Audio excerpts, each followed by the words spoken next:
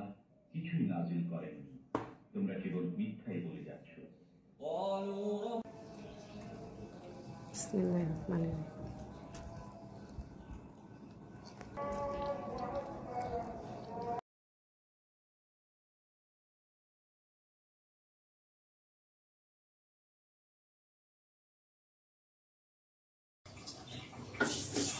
আসসালামু আলাইকুম, স্বাগতম কনক সুমন ব্লগসে নতুন আরেকটি ভিডিও নিয়ে চলে এসেছি। আর এই তো একদিন পরে আবার ভিডিও দিচ্ছি। তো আজকে আমি খিচুড়ি রান্না করব, গরু মাংস রান্না আছে, সেটাকে আমি খিচুড়ি রান্না করে মিক্সড করে আর কি দিয়ে দিব। তো এখানে আমি মাসকলাইয়ের ডাল ভেজে নিচ্ছি অল্প একটু, সাথে মুসুরির ডাল দিব, মাসকলাইয়ের ডাল আর পোলার চাল, এগুলো দিয়ে আমি আজকে খিচুড়িটা রান্না করব। এই যে মাসকলাইয়ের ডালটাকে একটু হালকা ভেজে তারপর পানিতে ভিজিয়ে দিব। তেল দিয়ে দিলাম, প্রেসার কুকারে বসাচ্ছি, এলাচি দারচিনি দিয়ে দিলাম,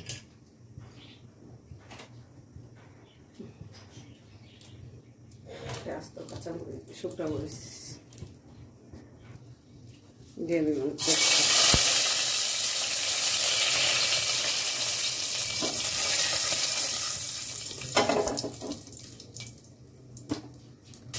পেঁয়াজগুলো লাল হয়ে আসছে, পেঁয়াজ দিয়ে দিয়েছিলাম। এখন চাল ডাল সব কিছু দিয়ে রেখেছি, পোলার চাল, মাসকলাইয়ের ডাল, মুসুরির ডাল আর কাঁচামরিচ, এই যে কাটা ছিল দিতে, চালগুলো দিয়ে দিই,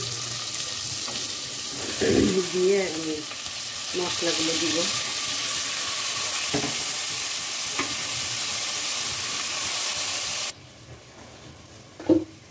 রসুন বাটা,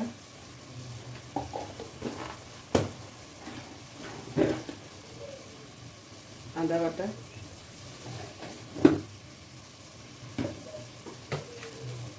দিব সামান্য পরিমাণ হলুদ, ধনিয়া গুঁড়া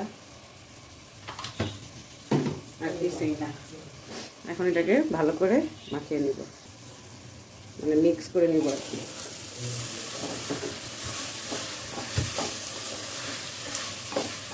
আমি এখন তেলটা একটু কমই দিচ্ছি, পরে আমি সরিষার তেল দিব, তাই কারণ ওরা সরিষার তেল পছন্দ করে।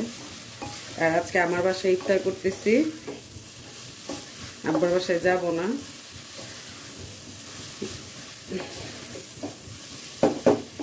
এবার আমার বরের ঠান্ডা লাগছে অনেক, আমারও এখনো ঠান্ডা ভালো হয়নি, আছে কমছে আর কি, আলহামদুলিল্লাহ।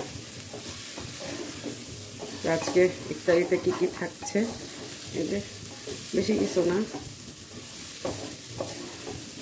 হয়তো ফল টল থাকবে কিছু, আর শরবত, আর এই যে খিচুড়ি দিয়ে, মানে গরু মাংস দিয়ে খিচুড়ি।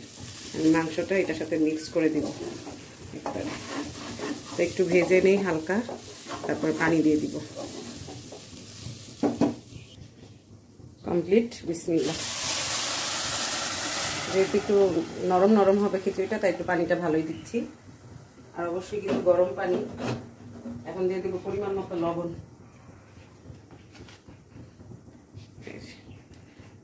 রমজানের দিন লবণটা দেখা যায় না, কিন্তু আল্লাহর রহমত, যাই তৈরি করি খুবই স্বাদ হয় এবং সবকিছু পারফেক্ট থাকে। এই তো বলক আসুক, পানি কিন্তু গরম পানি দিচ্ছি, কিন্তু এখন যাই না, আসবে, এখনই এসে পড়বে। এখন এটাকে ঢেকে একটা কি দুইটা শীষ দিয়ে নিব।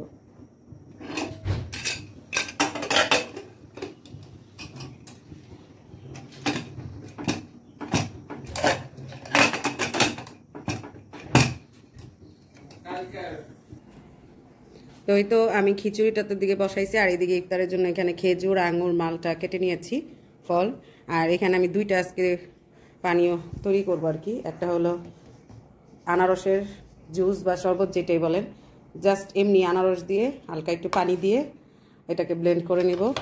আর এটাকে দুধ দিয়ে, কলা, খেজুর, কাজু বাদাম আর কাঠবাদাম মিলিয়ে আমি একটা মিল্কশেকের মতন করছি।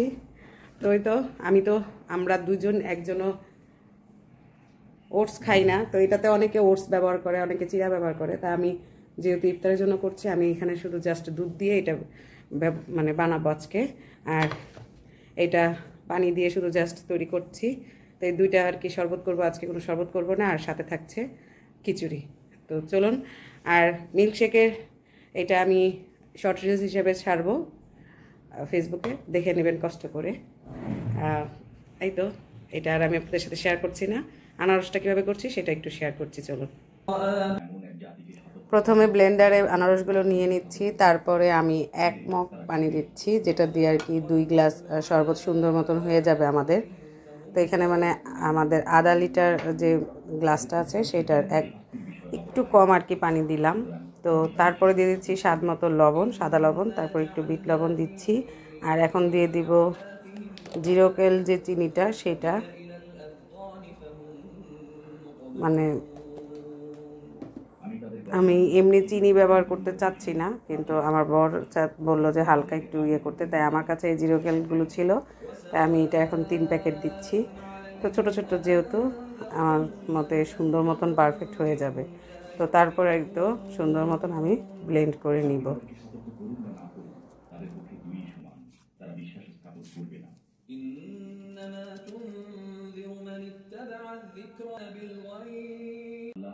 কিছুই নাজিল করেন, তোমরা কেবল মিথ্যাই বলে যাচ্ছ।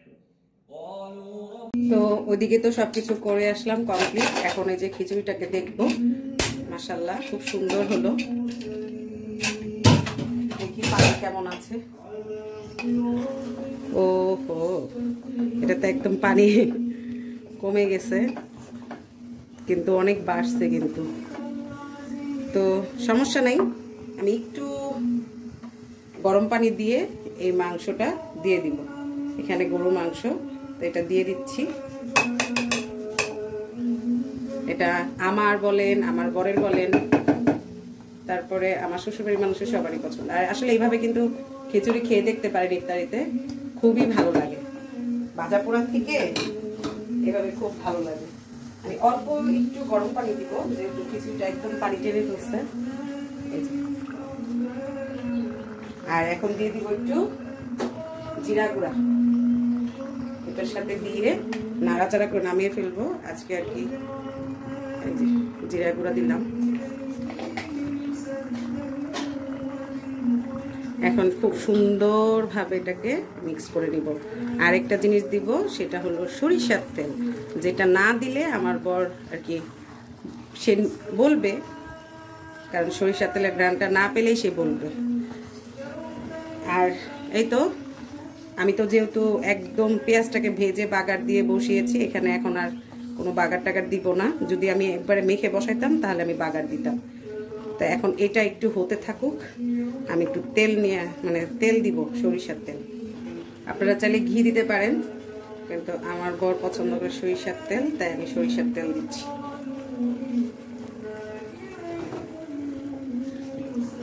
আমি আজকে হলো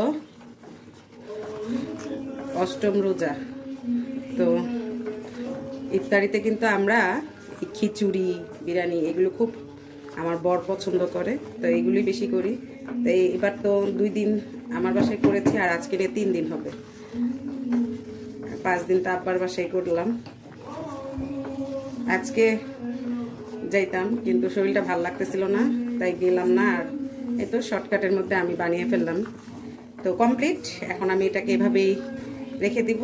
ইফতারির টাইম এখনো আধা ঘন্টা আছে, আমি বেড়ে ঠান্ডা করতে দেব। সাথে এখন ডিম ভাজি করে নিব। তো কেমন লাগলো অবশ্যই কিন্তু জানাবেন আপনারা। তো বেগুনি ভাজতে চেয়েছিলাম, কারণ খিচুড়ির সাথে বর বেগুনিটা খুব পছন্দ করে। তা বেগুনি পাইনি, আমাদের এদিকে আজকে সবজিওয়ালা আসছিল, কিন্তু বেগুন ছিল না। আর এই তো এই জন্য ডিম ভাজি, আর ডিম ভাজি এমনি খিচুড়ির সাথে তার লাগবেই। বিসমিল্লাহ। তাই ডিমটা ভেজে দিচ্ছি।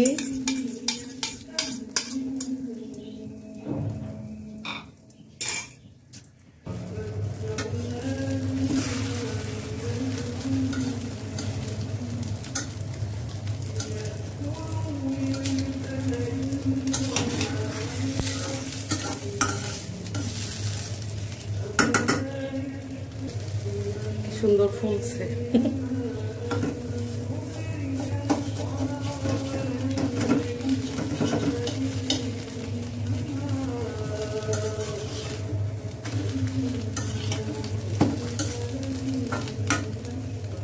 এই যে আজকে আমাদের ইফতার আইটেম বিফ খিচুড়ি, ডিম ভাজি, আর এই তো মালটা আঙুর খেজুর আছে, সাথে একটা নর্মাল শেক, মিল্কশেক, আর এই যে ফ্রুটস জুস, আনারসের জুস।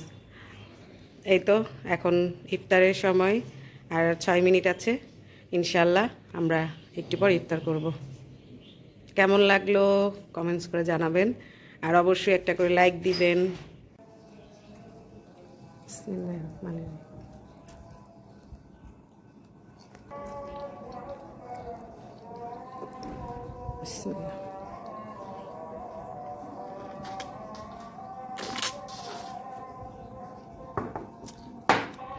কেমন হয়েছে আনারস জুসটা?